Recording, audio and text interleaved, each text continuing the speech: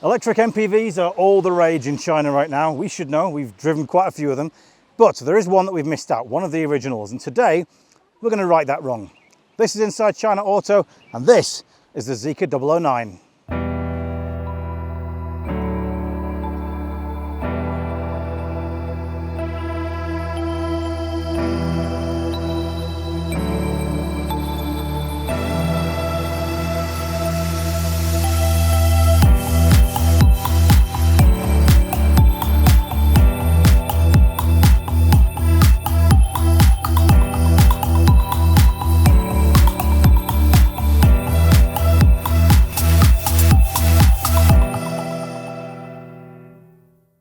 Yes, this is the Zeekr 009, one of the first fully electric MPVs in China, and still today, one of the boldest designs out there. And let's talk about that design just a little bit, because it's very futuristic, very angular, quite boxy, quite stub nose as well. And of course, just a little bit ostentatious. This enormous chrome grille with these light up strands here that perform a welcome dance when you start. Very Rolls-Royce-esque. Some people might not like that. Most Chinese MPVs, to be honest with you, do have big ostentatious front grilles. I quite like the way this one's done. I think it's tastefully done in a way that still says, I want to tell people about the cool car that I've got. But if you don't like that, you can have this panel in the same color as the bodywork as well, so that it's a bit more demure, a bit more sensible. I don't know why you'd want to be sensible in a car that looks like this. I actually quite like the fact that we can make things look a bit shiny up there. Now, in terms of the lights here, these are our DRLs. We get twin DRLs. They are actually hangovers from when this car was conceived under Lynk & Co. before Zeekr was separated as its own brand. So got a little bit of Lynk & Co. DNA in there, but other than that, it is all Zeekr. It's very modern, very futuristic, and I'll be honest with you, I really like this car. It's boxy and square, and it's heavy. Let's be honest, it does look heavy as well. I really like the way it looks. Now, it does look big, but it's not as big as you think. It is shorter than a Voya Dreamer, a Lee Mega, and an XPeng X9, but it does have a longer wheelbase at 3.2 meters than the X9. It's based on the SEA platform, the same one that underpins the Zeekr 001 and the Polestar 4. Very good platform. We've talked about it a lot on this channel, so we'll talk more about that in the driving part. Now, down here, we've got 19-inch alloys. They're the small ones, so standard. You can get 20-inch alloys if you want to have bigger wheels on there. We do get at the front here, interesting design principle. We've got a twin A-pillar, A1, A2, I'm going to call these. This is designed to make the visibility better and, of course, provide more structural strength at the front in case of an accident. Doesn't do a great job on the visibility. It does help it a little bit, but this A2 pillar is very, very chunky, which does block out quite a bit of the view. Nevertheless, it's still a very spacious and airy cabin inside. Of course, we get some chrome up here, more chrome on the B-pillar as well, and chrome on these big physical door handles. Most Zeekrs don't come with physical door handles anymore, but this one does. You pull that, you get electrically operated doors in there to this enormous, very premium, lovely cabin with 6 seats inside, so a good entry point into the side there as well. A few other things to mention, we do get a frunk on this car, so a little one about the same size as a small backpack, and we get level 2 autonomous driving smarts as per the sensor down there at the bottom. Another interesting feature, before I go to the back of the car, DC charging port there on the front and AC charging port here on the back. Very interesting, but yeah, very angular, very square, very tall and very spacious. But of course, those 6 passengers, or 5 passengers and a driver, are going to need some space for their luggage. So in the back of the Zeekr 009, we have, of course, an electric tailgate there, and we get quite a reasonable amount of space in here as well. It's quite deep. You can get a pram in there, still made up. You don't have to fold the pram down. You can probably get quite a few 20-inch suitcases. Now, you can, if you fold down both of these rear seats like this, get up to 2,979 litres of space. The downside is, that's all they do. So you can't flip them up again like you can in a Lee Mega. You can't flip them down into the floor here like you can in an XPeng X9. The only options you get are folding it all the way forwards or folding it all the way backwards. Not entirely sure why you'd want it like this. Maybe for a bit of space for your kids to play. I don't know. But yeah, you can adjust the rear backrest angle. But apart from that, it's pretty basic in here. You don't even get space under the rear floor. You don't get the opportunity to lower your air suspension to make this lip a bit lower, although to be fair, it's not the highest lip in the world anyway. It's pretty much a very basic rear end on this car.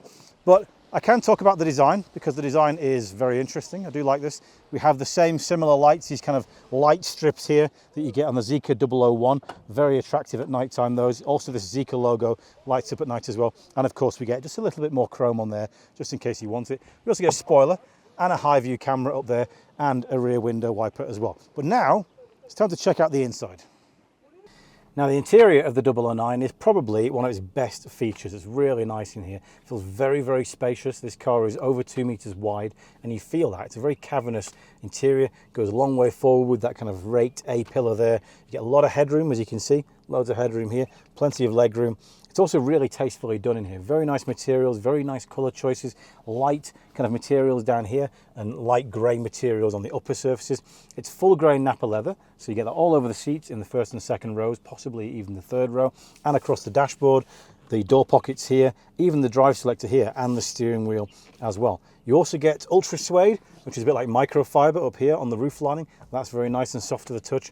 We get splashes of chrome because of course it's a 009, so they're all over the place. We also get metal grates for our speakers as well. So you do get really nice kind of premium touch points in this car. It feels very Swedish, very Scandinavian, which, you know, is no surprise because it was designed in Gothenburg. Other than that, we get very nice seats as well. These have got a kind of a memory foam in them, so they're quite big and cushy and springy.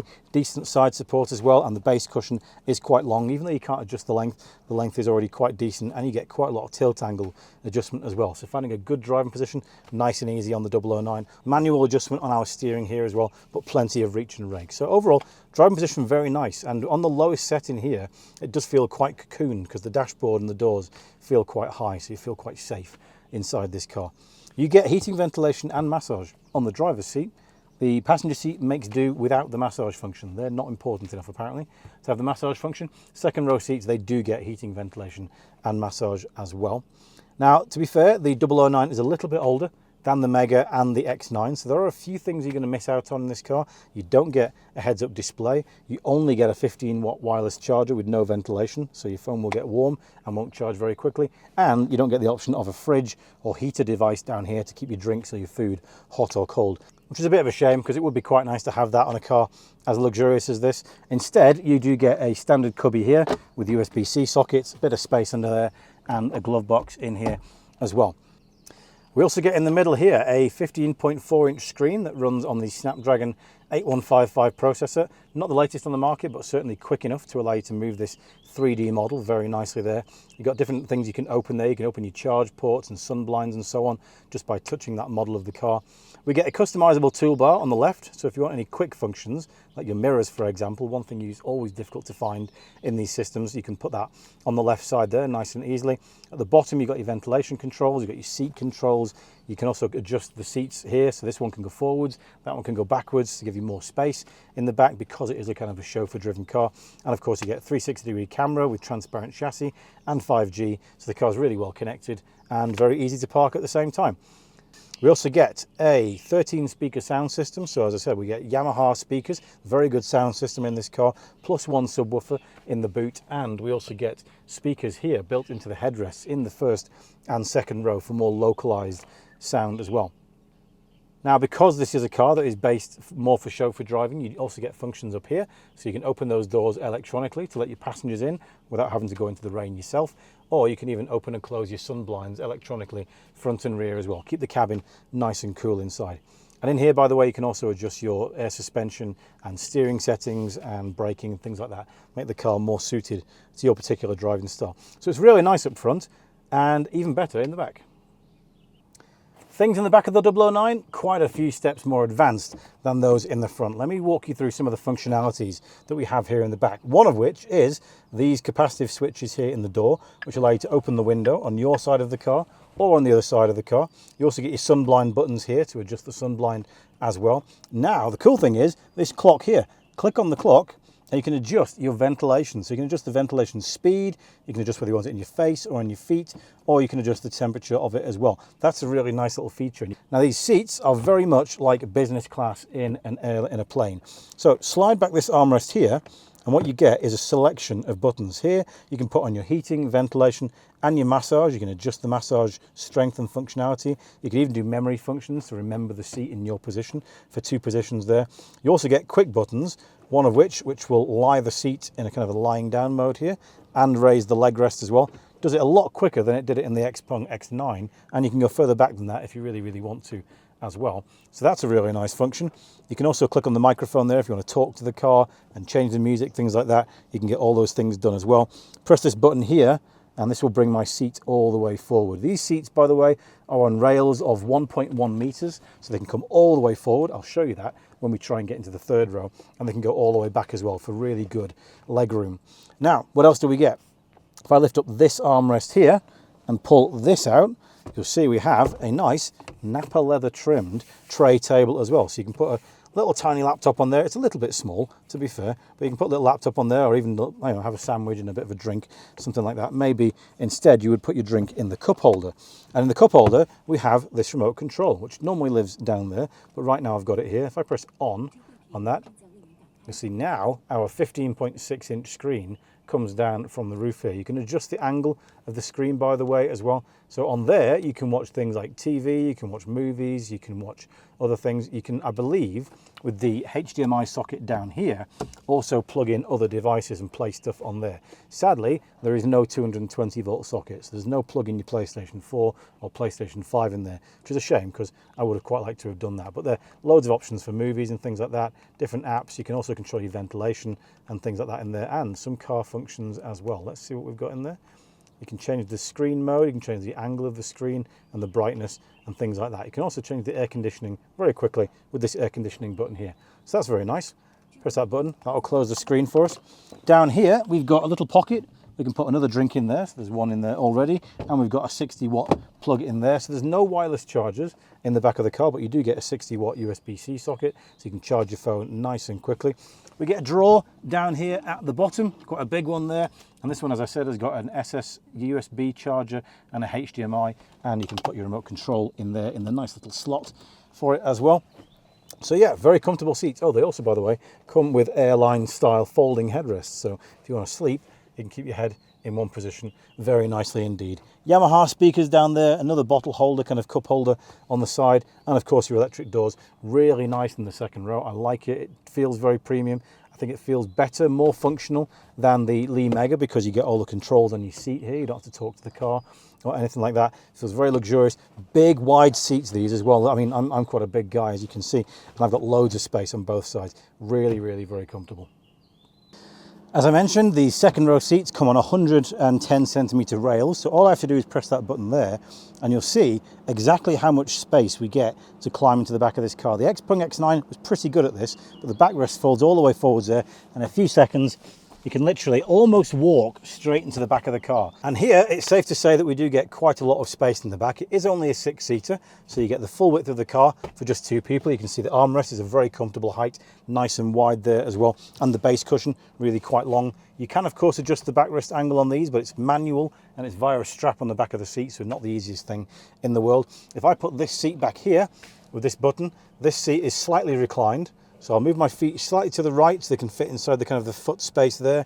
The backrest will come down, and at that point there, this quite reclined point, is just touching the top of my right knee there. Got more space on my left knee. So this is actually a very comfortable amount of room. Plenty of headroom, plenty of width, very, very comfortable indeed. Now, as well, in the back of this car, we get a little cup holder here. We get a button to adjust the ventilation kind of movement up there. We get to turn it on and off, and we can talk to the car by holding that button down as well. And we get a USB-C socket up there, as well as a little space here for your phone to stand up, or even a tablet if you want your kids to sit there looking at the window sideways, for example. But overall, it's very premium. The only downside really is that these seats at the back are not electronically adjustable. It would be nice to have that electronic backrest angle adjustment. But overall, really, really quite comfortable back here. As a 6-seater, very, very nice indeed. But the one seat that we really care about is the driving seat. Let's take it for a drive. So what is the 009 like out on the road? Well, honestly, you're probably going to enjoy this car from one of 2 places. Either you'll be sat here, in which case you're likely going to be the chauffeur, or you're going to enjoy it from the second row seat on the passenger side over there, in which case you're probably the owner, being driven around in lovely comfort. Now, the first thing to say is it's very quiet. We do have double glazing on the first, second and third rows in this car to give you a very nice quiet interior. But the ride quality, it's good. I mean, it's nice and soft. It's definitely comfort oriented. I have been told, and I haven't been a passenger in the rear, so I can't tell you this for myself, but I have been told that it's very, very soft and squidgy in the back. It does feel very much like the Xpeng X9, very much like a waterbed, a lot of lateral movement, forwards and sideways, but the suspension does a good job of soaking up all the bumps. It does come, of course, with dual chamber air suspension and something called CCD, which is like an electromagnetic tool that reduces the high frequency bumps. It does a pretty good job of that. There's some horrific roads here in Kunming where I've been testing this car, and it soaks up pretty much everything very, very well. It's as accomplished as anything else out there on the road. Of course, it is on the SEA platform, which we've praised in so many other cars. It's such a good chassis, really, really well weighted. I mean, it's nicely balanced. We've got 200 kilowatts on the front and the rear, and I'd say it handles things really well. As I said, it does actually feel fairly waterbed-esque from the front as well. If you do give it a bit of movement left and right, you'll get a lot of lateral movement. It does feel quite squidgy.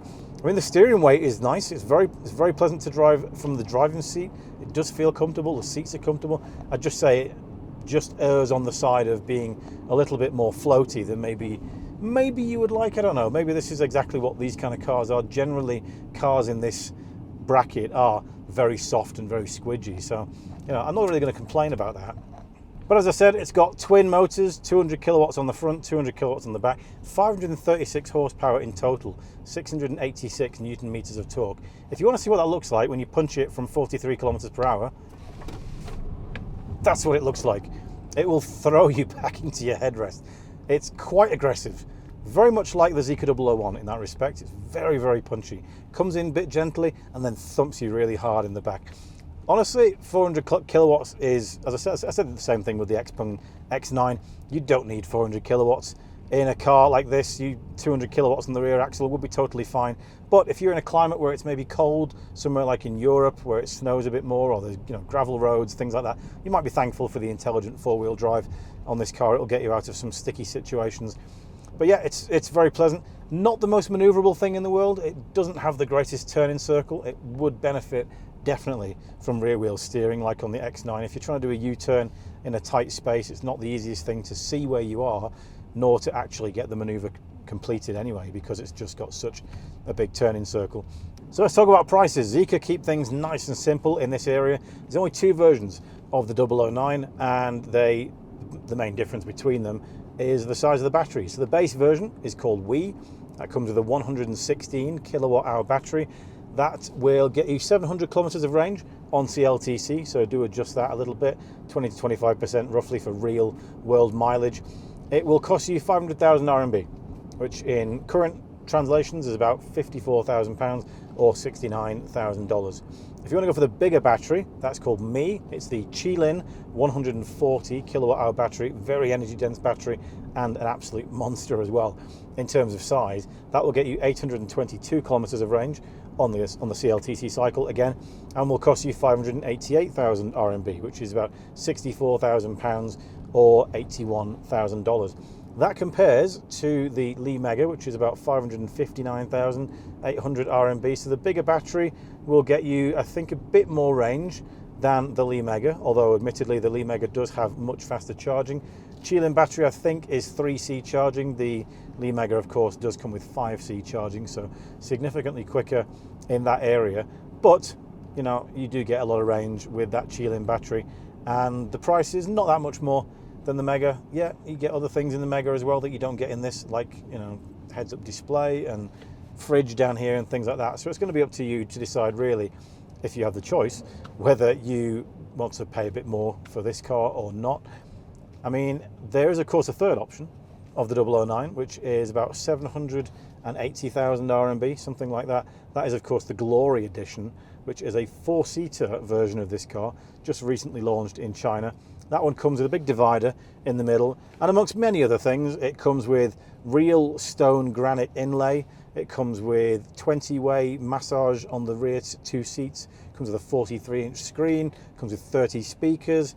It's packed full of technology, interesting stuff, satellite connectivity in case you get lost in the desert in your electric MPV. So that's a very interesting option if you do want that. I don't know if that's going to become available elsewhere in the world. I suspect probably not. That does feel more of a China market thing, but I'm not going to rule it out. We do get some autonomous driving system ability as well. It is level 2, so you get adaptive cruise control and lane keeping assist, things like that. It doesn't do urban autonomous driving yet. I don't believe. This one doesn't come with a LiDAR unit. I think the Glory Edition does, but this one doesn't come with a LiDAR unit, so you don't get ZGP, I think they call it. Zeekr autonomous driving function anyway. It might be ZAD, I don't know. But you don't get the urban version of that, so it won't really drive you around cities and things like that. But I mean, that's what you pay a chauffeur for, right? To drive you around and do things properly. So maybe you don't need autonomous driving in an MPV, who knows? Yeah, overall, it's a really good car, well sorted, you know, comfortable ride, decent. So that's it for our review of the Zeekr 009. Still a very futuristic looking MPV, even if it's maybe not quite as modern as its competitors now. It is lacking in a couple of areas, such as the electronic practicality of the third row. You have to do that manually. Of course, it doesn't have a fridge or a heater in the middle, so not ideal for families, and it is definitely lacking in decent wireless chargers across the car as well. But overall, still a very, very good package. It looks great. It's got a beautiful interior, great platform. I love the SEA platform, and I would say it's probably the most luxurious second row that you can buy today. Really, really like this car. It's good value for money as well. It's coming to Australia soon, so if you're looking for a luxury MPV that will drive you around in sweet silence, this may well be the one for you. Thank you very much for watching. If you do, thank you for subscribing. And if you like the video, do please give us a thumbs up. It helps more people see our video as well. We'll catch you next time.